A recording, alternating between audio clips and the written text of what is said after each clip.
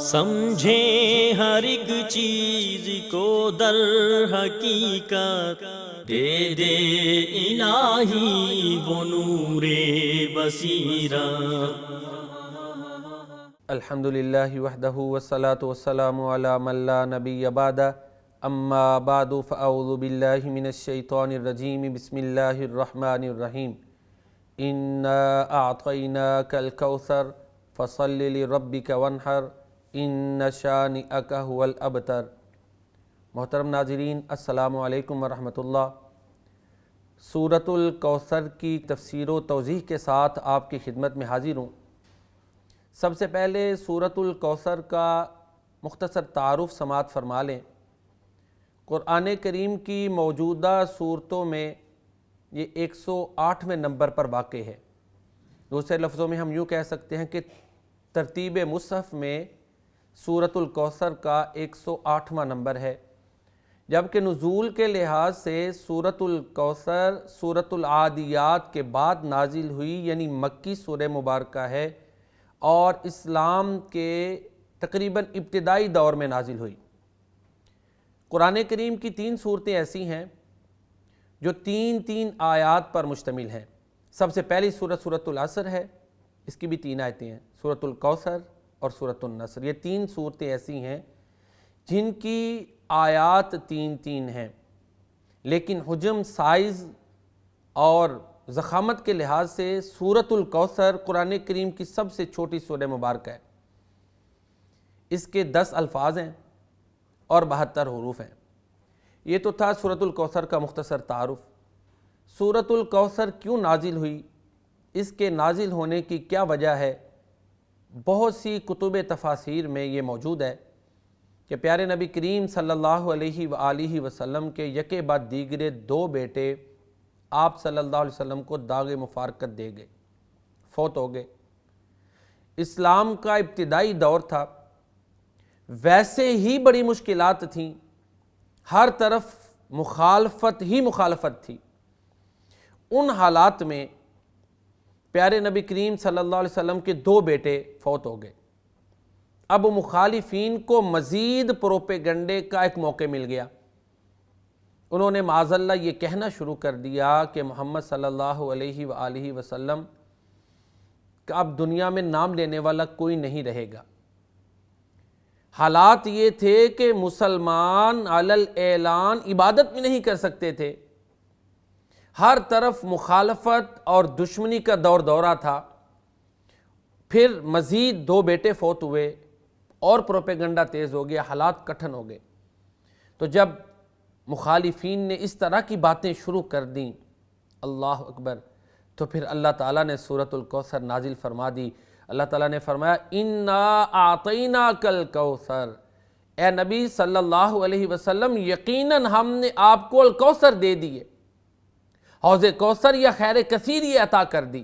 فصلی لربک وانحر، لہٰذا آپ اپنے رب کے لیے نماز پڑھیں اور قربانی کریں۔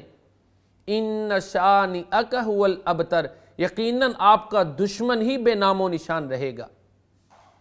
ان حالات میں سورۃ الکوثر پیارے نبی کریم صلی اللہ علیہ وآلہ وسلم کی ڈھارس اور تسلی کے لیے تھی۔ یہ تو تھا اس کا شان نزول، یہ کیوں نازل ہوئی۔ اب اس سورہ مبارکہ کو اس لحاظ سے بھی سمجھنا ضروری ہے کہ اس سے جو پچھلی صورتیں ہیں اور اس سے جو اگلی صورتیں ہیں ان کے ساتھ اس کا کیا ربط ہے۔ دوسرے لفظوں میں ہم کہہ سکتے ہیں کہ اس کو کانٹیکسٹ میں سمجھیں، سیاق و سباق کی روشنی میں اس کو دیکھیں کہ یہ جو اس کا محل وقوع ہے اس کی کیا اہمیت ہے۔ سورۃ الفیل کو ہم لیتے ہیں۔ سورۃ الفیل میں ہاتھی والوں کا واقعہ اللہ تعالیٰ نے بیان کیا ہے، اور اگر ہم دیکھیں نا سورۃ الفیل کا جو میسج ہے اس میں یہ ہے کہ اللہ تعالیٰ ہی ساورن پارز ہے، اللہ تعالیٰ ہی قادر مطلق ہے، اس کائنات میں حاکمیت اور قادریت صرف اللہ تعالیٰ کی ہے۔ یہ سورۃ الفیل کا پیغام ہے۔ ابرہہ طاقت کے نشے میں مخمور ہو کر اللہ تعالیٰ کے گھر خانہ کعبہ کو گرانے کے لیے چل پڑا۔ اب عرب میں کسی میں اتنی سکت نہیں تھی کہ اس کو روک سکتے۔ چند اکا دکا لوگوں نے کوشش کی لیکن ناکام ہوئے۔ پھر کیا تھا کہ یہ ابرہہ نشۂ قوت میں مخمور تھا، کہ یہ جو قوت کا نشہ ہے نا یہ بڑا تباہ کن ہوتا ہے۔ اگر یہ اصلاح کے لیے ہو جیسے حضرت عمر فاروق رضی اللہ تعالیٰ عنہ تھے تو پھر اس کے بڑے مثبت اثرات ہوتے ہیں، اور اگر یہ نیگیٹو ہو تو پھر اسکندر و چنگیز کے ہاتھوں سے جہاں میں 100 بار ہوئی حضرت انسان کی قبا چاک۔ تاریخ امم کا یہ پیام ازلی ہے، صاحب نظراں نشہ قوت ہے خطرناک، اس سیل سبک سیر و زمین گیر کے آگے، عقل و علم و نظر و ہنر ہے خس و خاشاک، لا دین ہو تو زہر حلاحل سے بھی بڑھ کر، ہو دین کی حفاظت میں تو ہر زہر کا تریاک۔ یہ ابرہہ اللہ کے گھر کو مسمار کرنے کے لیے چلا تو وادی محصر میں لوگوں نے دیکھا کہ اللہ نے پھر اس کا کیا حشر کیا۔ تو اللہ تعالیٰ ہی ساورن پار ہے، اسی کا حکم چلتا ہے، تو اسی مناسبت سے جو اللہ ابرہہ کو تباہ کر سکتا ہے اسباب اور وسائل کے بغیر، وہ اللہ تعالیٰ اس بات پر قدرت رکھتا ہے کہ اگرچہ ظاہری حالات میں سب محمد کریم صلی اللہ علیہ وسلم کے مخالف تھے، وہ اللہ مخالفتوں کے باوجود اپنے نبی کا نام بلند کر سکتا ہے۔ یہ ایک تعلق ہے کہ اللہ ہی قادر مطلق ہے، اس کائنات میں اسی کے فیصلے چلتے ہیں۔ آگے سورۃ القریش ہے، اس میں یہ پیغام ہے کہ یہ خانہ کعبہ کے خادمین ہونے کی وجہ سے بہت سی مراد حاصل کرتے ہیں۔ تو خانہ کعبہ چونکہ اللہ کا گھر ہے، مسجد حرام، چاہیے تو یہ تھا نا کہ مخلص ہو کر اس کی عبادت کرتے، اس کا شکر ادا کرتے، لیکن کفار مکہ نے کیا کیا؟ سورۃ الماعون میں آتا ہے دکھلاوے کی نمازیں پڑھتے تھے، فویل للمصلین الذین هم عن صلاتهم ساہون۔ نعمتیں اور مراعات اس لیے ملتی تھیں کفار مکہ کو کہ وہ اللہ کے گھر کے خادمین تھے، لیکن وہ کیا کرتے تھے کہ خلوص کے ساتھ اللہ کی عبادت بھی نہیں کرتے تھے۔ تو اللہ تعالیٰ نے سورۃ الکوثر میں یہ حکم دے دیا، فَصَلِّ لِرَبِّكَ وَانْحَرْ۔ اگرچہ خطاب پیارے نبی کریم صلی اللہ علیہ وسلم کو ہے، لیکن پیغام مسلم امہ کو دیا گیا کہ تم نے اپنے رب کے لیے مخلص ہو کر نماز پڑھنی ہے اور صدقات و خیرات کرنے۔ پھر حق کی جو بات ہے اس کو پہنچانا ہے، ڈرنا نہیں، کیونکہ اللہ تعالیٰ مددگار ہے، اللہ کی مدد آ کر رہے گی۔ سورہ نصر میں یہ پیغام دیا گیا، اور جو محمد کریم صلی اللہ علیہ وسلم کا دشمن ہے اللہ تعالیٰ اس کو تباہ کر دیں گے۔ اس کی مثال سورہ لہب میں بیان کر دی گئی ہے۔ تو یہ سورہ لہب اور سورۃ الکوثر کا بڑا گہرا تعلق ہے کہ عملاً دیکھ لیا لوگوں نے، جو اللہ کے نبی کا دشمن ہے اللہ تعالیٰ نے اس کو تباہ کیا ہے، اور اللہ ہی وہ ذات ہے جو احد ہے، جو صمد ہے، جس کا کوئی برابر نہیں ہے، اور جس کو وہ پناہ دے دے اس کو کوئی نقصان نہیں دے سکتا۔ تو یہ سورۃ الکوثر کا سیاق و سباق کے حوالے سے مطلب تھا، اس کی معنویت تھی، کہہ لیں کہ اس کی معنی خیزی تھی، جو چند الفاظ میں نے آپ کے سامنے بیان کی۔ اب سورۃ الکوثر کو اس کے الفاظ کی روشنی میں ہم سمجھنے کی کوشش کرتے ہیں۔ اللہ تعالیٰ فرماتے ہیں اِنَّا أَعْطَيْنَاكَ الْكَوْثَرَ، یقیناً ہم نے اے محمد صلی اللہ علیہ وآلہ وسلم آپ کو الکوثر عطا کی۔ اعطینا، اس میں حق کے مالکیت عطا کرنے کی طرف اشارہ ہے۔ آتینا نہیں، الف مد کے ساتھ نہیں، بلکہ عین طا الف اس کا روٹ ہے، عطا، اس کا معنی ہوتا ہے کسی کو حق مالکیت عطا کرنا۔ تو یہ جو الفاظ کا انتخاب ہے نا، آتینا، ہم نے عطا کی، اس میں پیارے نبی کریم صلی اللہ علیہ وسلم کی عظمت کی طرف اشارہ ہے۔ اور دوسرا ایک اور یہاں پر جو معنی خیز معنویت ہے وہ یہ ہے کہ جمع کا صیغہ اللہ تعالیٰ نے استعمال کیا ہے، اِنَّا أَعْطَيْنَا، جمع، بے شک ہم نے عطا کی۔ تو یہ جو کلام ہے شاہانہ ہے، مطلب یہ ہے کہ وہ ذات جو بادشاہوں کا بادشاہ ہے، جو حقیقی بادشاہ ہے، وہ عطا کر رہا ہے تو اس کی عطا اس کی شان کے مطابق ہے۔ تو جمع کے صیغے میں بھی ایک طرح کی حکمت یہ ہے کہ یہ اللہ کی ذات جو حقیقی بادشاہ ہے اس کی عطا ہے، جو اس کی شان کے مطابق ہے۔ الکوثر لفظ جو ہے اس کے دو معنی ہیں. ایک تو یہ ہے کہ الکوثر اسم عالم نام ہے، حوض کوثر کا نام ہے، اور دوسرا اس کا مطلب یہ ہے کہ الکوثر فعل کے وزن پر اس میں صفت ہے، بہت زیادہ کثرت والا، خیر کثیر جس کا معنی کیا جاتا ہے. اگر ہم ان دونوں معنی کو سامنے رکھیں تو پھر ایک مطلب تو یہ ہے کہ اے نبی صلی اللہ علیہ وسلم، بے شک ہم نے آپ کو حوض کوثر عطا کر دیے، اور حوض کوثر کا مل جانا یہ ایک عظیم ترین اعزاز ہے جو اللہ کے نبی کو اللہ تعالیٰ نے عطا کیا. وہ تو یہ کہتے تھے نا کہ دنیا میں نام لیوا کوئی نہیں رہے گا، تو اللہ تعالیٰ نے یہ اشارہ دے دیا دنیا تو دور کی بات ہے، آخرت میں بھی وہ مقام عطا کروں گا جو سب سے زیادہ عزت والا ہے. الکوثر کے بارے میں احادیث میں آتا ہے، پیارے نبی کریم صلی اللہ علیہ وآلہ وسلم فرماتے ہیں کہ اس پر سراپا بھلائی ہے. حوض کوثر، اس کے برتنوں کی تعداد آسمان کے ستاروں سے زیادہ ہے. جو ایک مرتبہ اس کا جام پی لے گا اس کو کبھی پیاس نہیں لگے گی. پیارے نبی کریم صلی اللہ علیہ وسلم نے فرمایا کہ وہ یاقوت اور موتیوں کے اوپر بہتی ہے، یعنی اس کا پانی جو ہے نا، اس کی جو باٹم ہے وہ یاقوت اور موتی ہیں. پیارے نبی کریم صلی اللہ علیہ وسلم نے فرمایا کہ اس کے کنارے سونے کے بنے ہوئے ہیں، اور اس کی مٹی کستوری سے زیادہ خوشبودار ہے، برف سے زیادہ سفید ہے، اس کا پانی شہد سے زیادہ میٹھا ہے. یہ حوض کوثر، اس کے بارے میں اللہ کے نبی صلی اللہ علیہ وآلہ وسلم فرماتے ہیں کہ معراج کے موقع پر مجھے ایک نہر دکھائی گئی، اور اس کے جو ہے نا کناروں کے اوپر کھوکھلے موتیوں کے خیمے بنے ہوئے تھے. میں نے جبریل سے پوچھا کہ جبریل یہ کیا ہے؟ تو جبریل علیہ السلام نے فرمایا یہ کوثر ہے. لیکن وہ لوگ بد نصیب ہوں گے جو پیارے نبی کریم صلی اللہ علیہ وآلہ وسلم کی سنت کو چھوڑ کر اپنی طرف سے نئے نئے کام ایجاد کرتے ہیں. وہ حوض کوثر پر جام کوثر سے محروم ہو جائیں گے.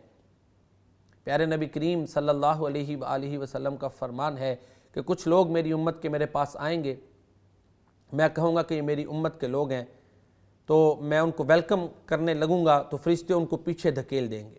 حدیث کا مفہوم یہ ہے، فرشتے پیچھے دھکیل دیں گے اور ساتھ کیا کہیں گے کہ آپ کو نہیں معلوم انہوں نے آپ کے بعد کیا کیا بدعات ایجاد کی. ہمارا تو یہ ایمان ہے محترم ناظرین، اس کو نوٹ فرما لیں. ہر خیر ہمارے پیارے نبی صلی اللہ علیہ وسلم نے بتا دی ہے، ہر اچھائی پیارے نبی کریم صلی اللہ علیہ وسلم نے اس کی رہنمائی کر دی ہے. ایسا ہو ہی نہیں سکتا کہ کوئی اچھائی ہو اور ہمارے نبی نے نہ بتائی ہو، معذرت سے، معاذ اللہ. ہمارا تو یہ ایمان ہے کہ ہر خیر ہمارے نبی نے بتا دی ہے، لہذا نجات اسی میں ہے کہ پیارے نبی کریم صلی اللہ علیہ وآلہ وسلم کی سنت کو فالو کیا جائے. بس ہر خیر سنت کی پیروی میں ہے، ہر عبادت، ہر اچھائی، ہر خیر پیارے نبی کریم صلی اللہ علیہ وآلہ وسلم نے بتا دی ہے، اسی پر ہمیں اکتفا کرنا چاہیے. اپنی طرف سے نئی نئی چیزیں ایجاد نہیں کرنی چاہیے. ہزاروں سنتیں پڑی ہوئی ہیں جن پر ہم عمل ہی نہیں کرتے. تو پھر اللہ کے نبی صلی اللہ علیہ وسلم نے یہ بھی تو فرمایا ہے نا کہ تمہارے اندر دو چیزیں چھوڑ کے جا رہا ہوں، جب تک ان کو پکڑے رکھو گے کبھی گمراہ نہیں ہوگے. ایک اللہ کی کتاب، دوسری میری سنت. سورہ محمد میں اللہ تعالیٰ فرماتے ہیں یا ایھا الذین آمنوا اطیعوا اللہ واطیعوا الرسول ولا تبطلوا اعمالکم، اے ایمان والو اللہ کی اطاعت کرو اور رسول صلی اللہ علیہ وسلم کی اطاعت کرو، ان کی مخالفت کر کے اپنے اعمال کو برباد مت کرو. تو حوض کوثر کے حوالے سے آپ کی خدمت میں بیان کر رہا تھا، ضمناً یہ تشریح آپ کی خدمت میں پیش کر دی. دوسرا، الکوثر کا مطلب خیر کثیر ہے. اس طرح کہ میں نے پہلے بھی عرض کی کہ یہ فعل کے وزن پر اس میں صفت کا صیغہ ہے. اب خیر کثیر میں قرآن کریم کا نزول یہ بھی خیر کثیر میں آتا ہے. یہ بڑا وسیع لفظ ہے.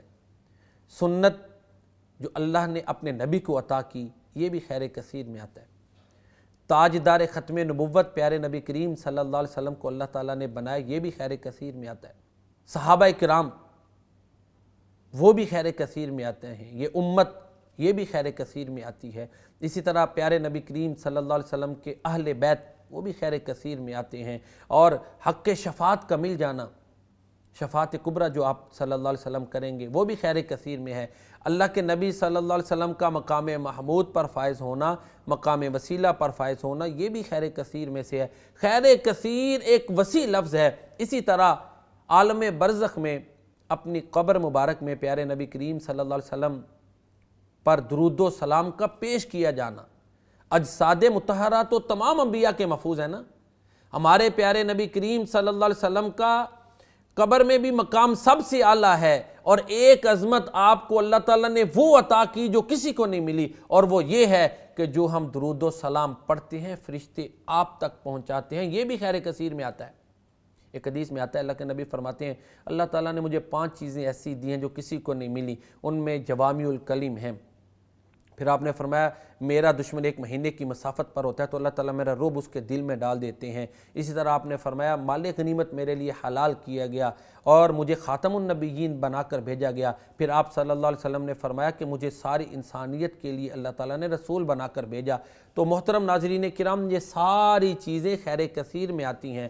تو پھر دوبارہ ترجمہ سن لیں، اللہ تعالیٰ فرماتے ہیں انا اعطیناک الکوثر، بے شک اے نبی صلی اللہ علیہ وسلم ہم نے آپ کو حوض کوثر عطا کیا ہے یا خیر کثیر عطا کی ہے۔ تو پھر فصلی لربک وانحر، اپنے رب کے لیے نماز پڑھو اور قربانی کرو۔ تو شکر کا ایک بہترین انداز یہ ہے کہ اپنے رب کی نماز پڑھی جائے۔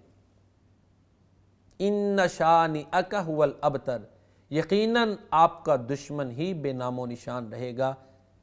تو اس آیہ مبارکہ میں جو پریڈکشن کی گئی ہے، جو فورکاسٹ کی گئی ہے کہ پیارے نبی کریم صلی اللہ علیہ وسلم کا نام بلند ہوگا، اللہ آپ کے ذکر کو بلند کرے گا اور آپ کے دشمن بے نام و نشان ہوں گے، وقت گزرنے کے ساتھ لوگوں نے دیکھا کہ واقعی حقیقت درست ثابت ہوئی، قرآن کی پیشین گوئی درست ثابت ہوئی۔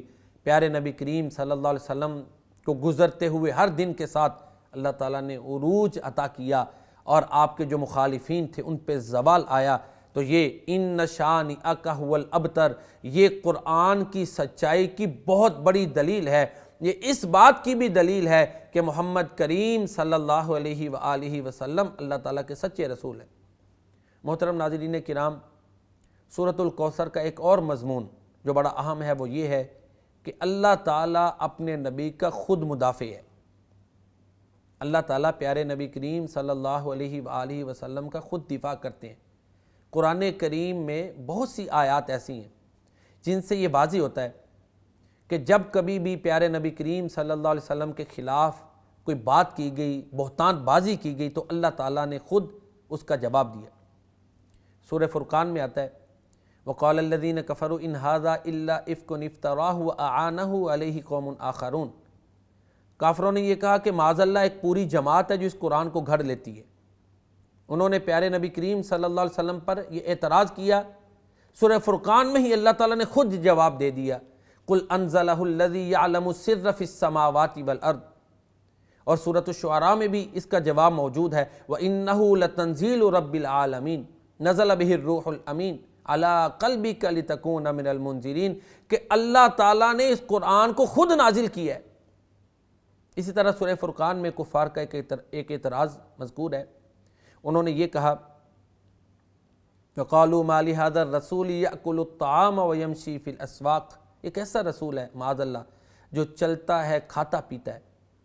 انہوں نے یہ اعتراض کیا، اللہ تعالیٰ نے سورہ فرقان میں ہی جواب دے دیا وَمَا أَرْسَلْنَا قَبْلَكَ مِنَ الْمُرْسَلِينَ إِلَّا إِنَّهُمْ لَيَأْكُلُونَ الطَّعَامَ وَيَمْشُونَ فِي الْأَسْوَاقِ، اے محمد صلی اللہ علیہ وآلہ وسلم، ہم نے آپ سے پہلے جتنے بھی رسول بھیجے سب کھاتے پیتے تھے اور بازاروں میں چلتے تھے۔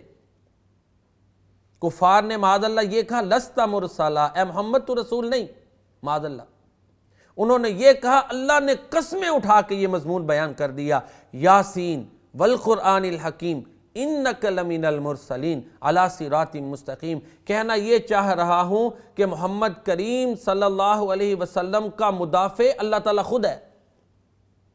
قسمیں اٹھا کے اللہ نے کہا حکمت والے قرآن کی قسم، بے شک اے محمد صلی اللہ علیہ وآلہ وسلم آپ رسولوں میں سے ہیں، سیدھی راہ پر ہیں۔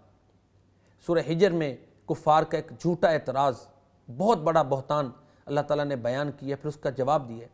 وَقَالُوا يَا أَيُّهَا الَّذِي نُزِّلَ عَلَيْهِ الذِّكْرُ إِنَّكَ لَمَجْنُونَ معاذ اللہ انہوں نے کہا کہ اے وہ شخص جس کے اوپر یہ ذکر نازل کیا جاتا ہے، معاذ اللہ تو مجنون ہے۔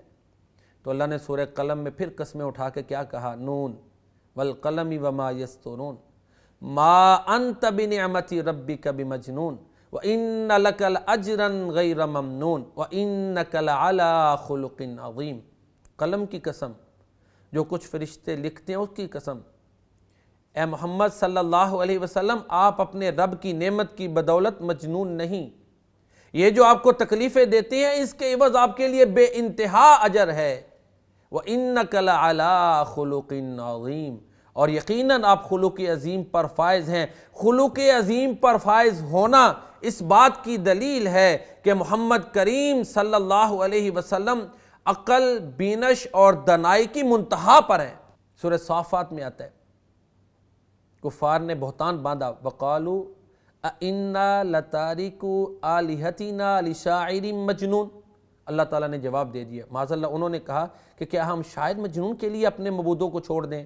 تو اللہ تعالیٰ نے خود جواب دیا، بل جاء بالحق وصدق المرسلین، یہ نبی تو حق لے کے آیا ہے، یہ تو رسولوں کی تصدیق کرتا ہے۔ یہ جو محمد کریم صلی اللہ علیہ وسلم کے خلاف باتیں کرنے والے ان کو اللہ تعالیٰ نے کہا انکم لذائق العذاب العلیم، تمہیں دردناک عذاب چکھنا پڑے گا، جو تم نے محمد کریم صلی اللہ علیہ وسلم کی شان میں گستاخی کی ہے اس کا خمیازہ بھگتنا پڑے گا۔ عرض یہ کر رہا تھا کہ اللہ تعالیٰ خود پیارے نبی کریم صلی اللہ علیہ وسلم کا ڈیفینڈر اور مدافع ہے۔ سورہ ضحیٰ دیکھ لیں، انہوں نے الزام باندھ دیا کہ محمد کریم صلی اللہ علیہ وسلم کو اس کے رب نے چھوڑ دیا ہے، تو اللہ نے قسمیں اٹھا کے کیا کہا، والضحیٰ واللیل اذا سجا ما ودعک ربک وما قلی وللآخرۃ خیر لک من الاولی ولسوف یعطیک ربک فترضی۔ چاشت کی قسم، رات کی قسم جب پرسکون ہو۔ بعض نے یہ بھی لکھا ہے، اے محمد صلی اللہ علیہ وسلم آپ کے چمکتے ہوئے چہرے کی قسم، آپ کی زلفوں کی قسم، نہ آپ کے رب نے آپ کو چھوڑا نہ ناراض ہوا، آپ کی پچھلی زندگی آپ کے لیے پہلی زندگی سے بہتر ہے، اور آپ کا رب آپ کو اتنی نعمتیں دے گا کہ آپ راضی ہو جائیں گے۔ تو یہی انداز سورہ کوثر میں ہے کہ جب کفار مکہ نے پیارے نبی کریم صلی اللہ علیہ وسلم کے 2 بیٹوں کی وفات پر یہ کہا کہ معاذ اللہ محمد صلی اللہ علیہ وسلم کا تو اب نام لینے والا کوئی نہیں رہے گا، تو اللہ نے خود جواب دیا، خود اپنے نبی کریم صلی اللہ علیہ وسلم کا دفاع کیا، اِنَّا أَعْطَيْنَاكَ الْكَوْثَرَ فَصَلِّ لِرَبِّكَ وَانْحَرْ إِنَّ شَانِئَكَ هُوَ الْأَبْتَرُ، کہ اے محمد کریم صلی اللہ علیہ وسلم ہم نے آپ کو خیر کثیر عطا کر دی، حوض کوثر عطا کر دیا، آپ کا نام بلند ہو گیا، وَرَفَعْنَا لَكَ ذِكْرَكَ، اے نبی ہم نے آپ کا ذکر بلند کر دیا۔ تو بہرحال سورہ کوثر کا ایک بہت بڑا پیغام یہ ہے، مٹ جائیں گے اعداء تیرے، نہ مٹا ہے نہ مٹے گا چرچا تیرا۔ سورۃ الکوثر کا اگر ہم خلاصہ جو ہے اس کو بیان کریں یا اس کو سمجھیں، خلاصتاً سورۃ الکوثر کو ہم سمجھیں تو ہم یوں کہہ سکتے ہیں کہ مشکل ترین حالات میں اللہ تعالیٰ نے پیارے نبی کریم صلی اللہ علیہ وسلم کو بہترین تسلی دی ہے۔ ایک طرف تو یہ مخالفت کا طوفان تھا، دوسری طرف یکے بعد دیگرے 2 بیٹے فوت ہوئے۔ جو صاحب اولاد ہیں ان سے پوچھیں کہ اولاد کی، بچوں کی مفارقت کتنی پریشان کن ہوتی ہے، لوگ سارا کچھ چھوڑ چھاڑ کے بیٹھ جاتے ہیں۔ پیارے نبی کریم صلی اللہ علیہ وسلم کی سیرت کا ایک پہلو یہ بھی واضح ہوتا ہے، بیٹے فوت ہوئے، آپ نے تبلیغ اور توحید کی دعوت کو نہیں چھوڑا، ثابت قدمی، یہ بھی یہاں سے سمجھ میں آتی ہے کہ ہمارے پیارے نبی کریم صلی اللہ علیہ وسلم ثابت قدمی میں بھی بہترین نمونہ تھے۔ بیوی فوت ہوئی، چچا شہید ہوئے، چچا کے اعضاء کے ٹکڑے کیے گئے، بیٹیوں کے اوپر تشدد ہوئے، مظالم ہوئے، لیکن آپ نے توحید کا پرچار نہیں چھوڑا۔ 2 بیٹے فوت ہوئے، بڑا کچھ کہا گیا، لیکن پیارے نبی کریم صلی اللہ علیہ وسلم نے اپنی تبلیغ کے مشن کو نہیں چھوڑا۔ پھر اللہ تعالیٰ نے بھی نوازشات اور انعامات کی انتہا کر دی، انعامات پیارے نبی کریم صلی اللہ علیہ وسلم پر بوچھاڑ کی صورت میں اللہ تعالیٰ نے نازل فرمائے، ذکر بلند کیا، ہر لحاظ سے اپنے نبی کا دفاع کیا، اور ثابت ہوا، عملی طور پر ثابت ہوا کہ محمد کریم صلی اللہ علیہ وسلم اللہ کے سچے رسول ہیں۔ تو یہ عظیم نبی جس کا خود اللہ دفاع کرنے والا ہے، جس کے ناموس کے لیے، جس کی عزت کی حفاظت کے لیے اللہ تعالیٰ نے لیجسلیشن کر دی ہے، لا ترفعوا اصواتکم فوق صوت النبی، قانون بنا دیا، لا تقدموا بین یدی اللہ ورسولہ، اپنے نبی کے تحفظ کے لیے، اس کی عظمت اور شان کی حفاظت کے لیے اللہ تعالیٰ نے قانون بنا دیا۔ تو یہ عظیم نبی ہم پر لازم ہے کہ ان کی اطاعت کریں اور ان کی پیروی کریں۔ آخر میں یہی کہوں گا کہ ہمیں اس عظیم نبی پر کثرت سے درود و سلام بھیجنا چاہیے اور ان کی اطاعت کرنی چاہیے۔ اللہ تعالی ہمیں پیارے نبی کریم صلی اللہ علیہ وسلم کی صحیح معنوں میں اطاعت کی توفیق عطا فرمائے۔ اللہم صلی علی محمد وعلی آل محمد، سبحانک اللہم ربنا وبحمدک، نشہد ان لا الہ الا انت، نستغفرک ونتوب الیک۔